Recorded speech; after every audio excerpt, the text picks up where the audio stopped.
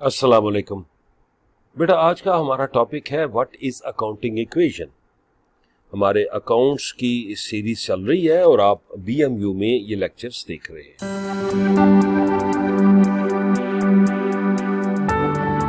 The accounting equation demonstrates that total assets of a company equal the sum of its liabilities and shareholders' equity। तो जैसा कि हमें इस definition से पता चलता है और नीचे हमने इक्वेशन भी लिखी है कि एसेट्स जो हैं वो इक्वल होते हैं लायबिलिटीज के प्लस इक्विटी के। इक्वेशन का मतलब होता है इक्वेट करना, बैलेंस करना, कि जो कुछ लेफ्ट साइड पे है वही कुछ राइट साइड पे हो। तो इसको हम क्या कहेंगे? अकाउंटिंग इक्वेशन कहेंगे। अब हम थोड़ा समझते हैं कि एसेट्स क्या होते हैं।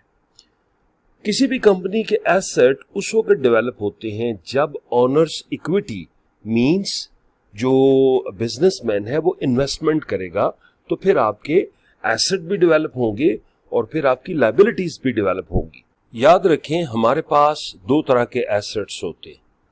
एक हमारे करंट एसेट्स होते हैं और एक हमारे फिक्स्ड एसेट्स होते हैं। करंट एसेट्स हम उनको कहते हैं कि जो एक साल के अंदर ही विद इन 1 ईयर वो कैश में कन्वर्ट हो जाते हैं, और जो हमारे फिक्स्ड एसेट होते हैं वो एक साल से ज्यादा अरसे में वो कैश में कन्वर्ट होते हैं। तो ये है एसेट्स की अंडरस्टैंडिंग। याद रखें, एसेट की जो एग्जांपल है, मिसाल के तौर पे जो करंट एसेट हैं उसमें हमारे पास कैश आ सकता है, हमारे पास बैंक बैलेंस आ सकता है, तो ये हमारे करंट एसेट में फॉल करेंगे। और जो फिक्स्ड एसेट होते हैं उसमें बिल्डिंग को गिना जाता है, मशीनरी एंड प्लांट को गिना जाता है, ऑफिसेस को गिना जाता है। अगर हम लायबिलिटीज की बात करें तो लायबिलिटीज भी हमारे पास दो तरह की होती हैं। एक लायबिलिटी कहलाती है करंट और एक लायबिलिटी कहलाती है लॉन्ग टर्म। ये फिक्स्ड नहीं होती, इसको हम लॉन्ग टर्म बोलेंगे। याद रखें, करंट लायबिलिटी में हमारे पास वो चीजें आएंगी जो हम एक साल में मींस कि एक साल से पहले ही हम पे कर सकते हैं, जैसे अकाउंट्स पेएबल हो गया, रेंट पेएबल हो गया, सैलरीज पेएबल हो गई, तो इसको हम कहेंगे करंट लायबिलिटीज।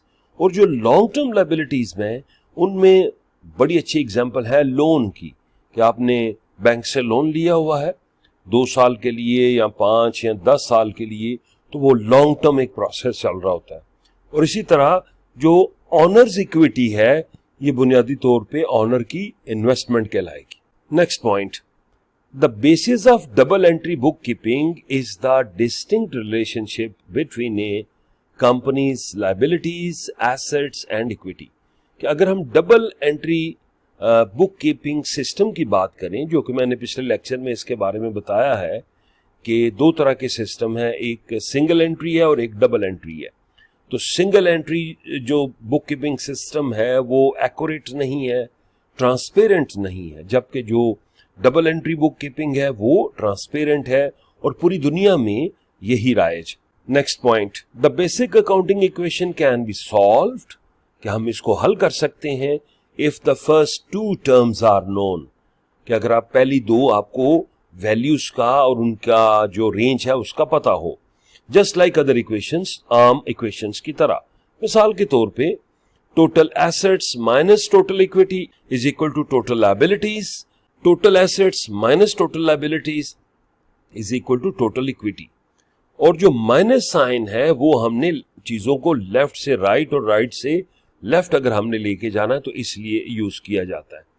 अब इसको हम एक एग्जाम्पल की मदद से समझते हैं, इसको किस तरह हम कैलकुलेट कर सकते हैं। तो हम एक फर्जी कंपनी का नाम लेते हैं, जैसे beta incorporations basic accounting equation, total assets equal to total liabilities plus total stockholders equity. अब आप देखेंगे कि टोटल एसेट्स आपके पास हैं 3,59,268, लायबिलिटी है आप 1,07,633 और इक्विटी है आपके पास $2,51,635। और जब हम इसको सॉल्व करेंगे तो हमें दोनों साइडों पे एक बैलेंस नजर आएगा कि जितने टोटल एसेट्स हैं उतनी हमारी लायबिलिटीज और इक्विटी मिला के रकम बन रही। तो बेटा ये हमारा आज का कॉन्सेप्ट था जो कि अकाउंटिंग इक्वेशन से मुतल्लिक था। कोई क्वेश्चन हो तो जरूर करें और सब्सक्राइब और लाइक करना ना भूलें। Best of luck.